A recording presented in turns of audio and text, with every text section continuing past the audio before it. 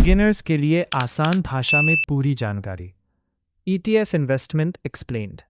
अगर आप नया स्टॉक मार्केट में इन्वेस्ट करना चाहते हो लेकिन रिस्क कम रखना चाहते हो या एक ही बार में कई कंपनीज में पैसा लगाना चाहते हो तो ETF आपके लिए गेम चेंजर साबित हो सकता है।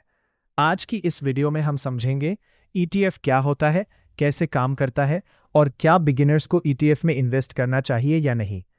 वीडियो को पूरा देखना क्योंकि आखिर में मैं एक स्मार्ट स्ट्रैटेजी भी बताऊंगा जो नए इन्वेस्टर्स के लिए काफ़ी यूज़फुल रहती है। ETF का मतलब होता है एक्सचेंज ट्रेडेड फंड। सिंपल भाषा में समझे तो ETF एक ऐसा इन्वेस्टमेंट होता है जिसमें आप एक साथ कई कंपनियों के शेयर खरीद लेते हो सिर्फ एक क्लिक में। जैसे अगर आप निफ्टी 50 ETF खरीदते हो तो इनडायरेक्टली आप निफ्टी की टॉप 50 कंपनियों में इन्वेस्ट कर देते हो। और सबसे इंटरेस्टिंग बात, ETF स्टॉक की तरह लाइव मार्केट में खरीदा और बेचा जाता है। मतलब म्यूचुअल फंड जैसा सेफ फील और शेयर मार्केट जैसा ट्रेडिंग कंट्रोल दोनों एक साथ। ETF कैसे काम करता है? मान लो निफ्टी इंडेक्स ऊपर जाता है तो निफ्टी ETF भी ऊपर जाएगा। अगर निफ्टी नीचे आता है तो ETF भी नीचे आएगा क्योंकि ETF उसी इंडेक्स को कॉपी करता है। इसका फ़ायदा ये होता है कि आपको किसी एक स्टॉक के गिरने का ज़्यादा डर नहीं रहता क्योंकि आपका पैसा कई कंपनियों में स्प्रेड होता है। इसे डाइवर्सिफिकेशन कहते हैं और यही स्मार्ट इन्वेस्टिंग की फाउंडेशन है। ETF versus mutual fund. अब सवाल आता है ETF और म्यूचुअल फंड में डिफरेंस क्या है?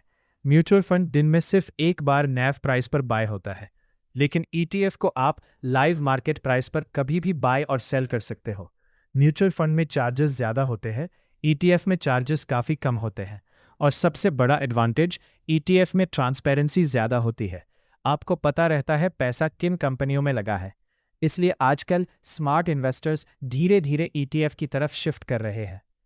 ETF के प्रकार। इंडिया में मेनली 4 तरह के ETF पॉपुलर है। पहला, इंडेक्स ETF जैसे निफ्टी ETF या सेंसेक्स ETF। दूसरा, सेक्टर ETF जैसे बैंकिंग ETF या PSU ETF।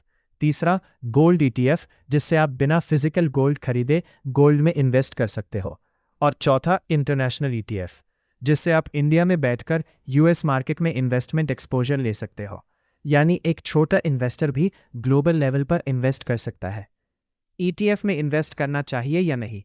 अगर आप बिगिनर हो या रिस्क कम रखना चाहते हो या लॉन्ग टर्म इन्वेस्टमेंट शुरू करना चाहते हो तो ETF एक स्ट्रॉन्ग ऑप्शन है। लेकिन अगर आप मल्टी बैगर स्टॉक ढूंढना चाहते हो तो फिर इंडिविजुअल स्टॉक्स ज़्यादा रिटर्न दे सकते हैं, साथ में रिस्क भी ज़्यादा होता है। पोर्टफोलियो का कुछ हिस्सा ETF में और कुछ हिस्सा स्टॉक्स में रखना। तो अब आप समझ चुके हो कि ETF क्या होता है और कैसे काम करता है। अगर आप स्टॉक मार्केट सीखना चाहते हो सिंपल और प्रैक्टिकल तरीके से तो चैनल को सब्सक्राइब ज़रूर करें और कमेंट करके बताइए आप ETF में इन्वेस्ट करना पसंद करेंगे या डायरेक्ट स्टॉक्स में।